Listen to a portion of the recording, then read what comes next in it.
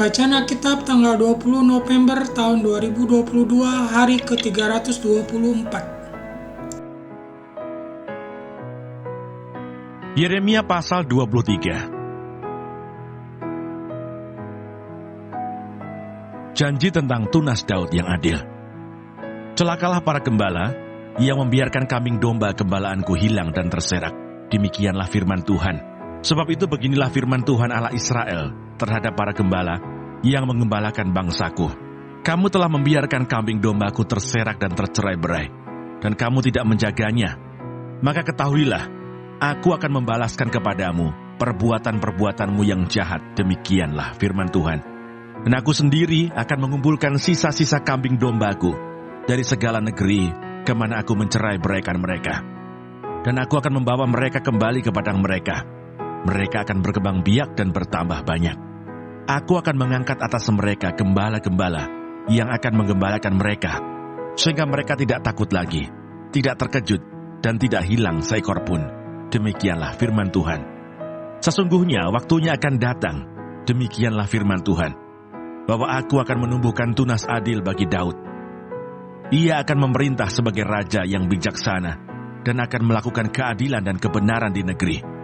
Dalam zamannya Yehuda akan dibebaskan, dan Israel akan hidup dengan tentram, dan inilah namanya yang diberikan orang kepadanya, Tuhan keadilan kita.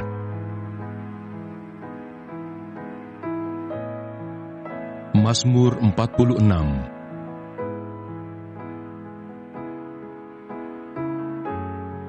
Allah, kota benteng kita, untuk pemimpin biduan dari Bani Korah, dengan lagu Alamot, nyanyian. Allah itu bagi kita tempat perlindungan dan kekuatan. Sebagai penolong dalam kesesakan sangat terbukti. Sebab itu kita tidak akan takut, sekalipun bumi berubah, sekalipun gunung-gunung goncang di dalam laut, sekalipun ribut dan berbuih airnya, sekalipun gunung-gunung goyang oleh geloranya. Kota Allah, kediaman yang maha tinggi, disukakan oleh aliran-aliran sebuah sungai. Allah ada di dalamnya. Kota itu tidak akan goncang. Allah akan menolongnya menjelang pagi. Bangsa-bangsa ribut, kerajaan-kerajaan goncang. Ia memperdengarkan suaranya, dan bumi pun hancur. Tuhan semesta alam menyertai kita. Kota benteng kita ialah Allah Yakub. Pergilah, pandanglah pekerjaan Tuhan, yang mengadakan pemusnahan di bumi, yang menghentikan peperangan sampai ke ujung bumi, yang mematahkan busur panah, menumpulkan tombak, membakar kereta-kereta perang dengan api. Diamlah dan ketahuilah bahwa akulah Allah. Aku ditinggikan di antara bangsa-bangsa, ditinggikan di bumi. Tuhan semesta alam menyertai kita. Kota benteng kita ialah Allah Yakub. Surat Paulus kepada jemaat di Kolose.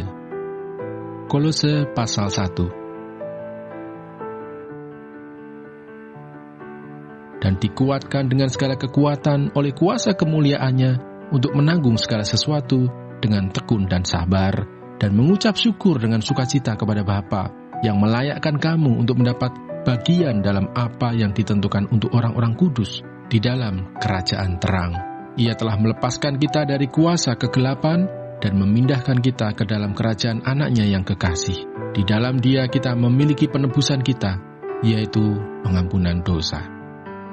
Keutamaan Kristus. Ia adalah gambar Allah yang tidak kelihatan, yang sulung, lebih utama dari segala yang diciptakan, karena di dalam Dialah telah diciptakan segala sesuatu, yang ada di sorga dan yang ada di bumi, yang kelihatan dan yang tidak kelihatan, baik singgasana maupun kerajaan, baik pemerintah maupun penguasa. Segala sesuatu diciptakan oleh Dia dan untuk Dia. Ia ada terlebih dahulu dari segala sesuatu, dan segala sesuatu ada di dalam Dia. Ialah kepala tubuh, yaitu jemaat. Ialah yang sulung, yang pertama bangkit dari antara orang mati, sehingga Ia yang lebih utama dalam segala sesuatu. Karena seluruh kepenuhan Allah berkenan diam di dalam Dia. Dan oleh Dialah Ia memperdamaikan segala sesuatu dengan dirinya, baik yang ada di bumi maupun yang ada di surga, sesudah ia mengadakan pendamaian oleh darah salib Kristus. Lukas pasal 23. Yesus disalibkan.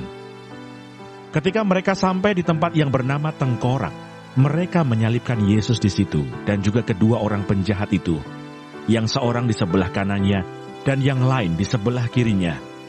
Yesus berkata, "Ya Bapa, ampunilah mereka, sebab mereka tidak tahu apa yang mereka perbuat." Dan mereka membuang undi untuk membagi pakaiannya. Orang banyak berdiri di situ dan melihat semuanya.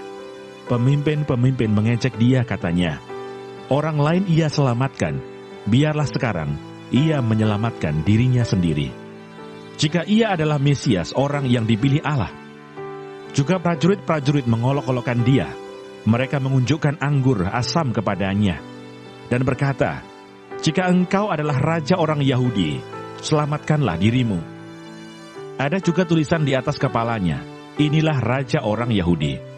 Seorang dari penjahat yang digantung itu menghujat dia, katanya, "Bukankah engkau adalah Kristus? Selamatkanlah dirimu dan kami." Tetapi yang seorang menegur dia, katanya, "Tidakkah engkau takut juga tidak kepada Allah, sedang engkau menerima hukuman yang sama?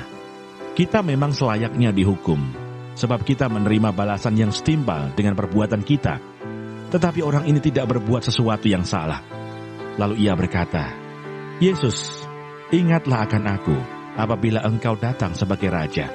Kata Yesus kepadanya, "Aku berkata kepadamu, sesungguhnya hari ini juga engkau akan ada bersama-sama dengan aku di dalam Firdaus." Terima kasih. Tuhan Yesus memberkati. Amin.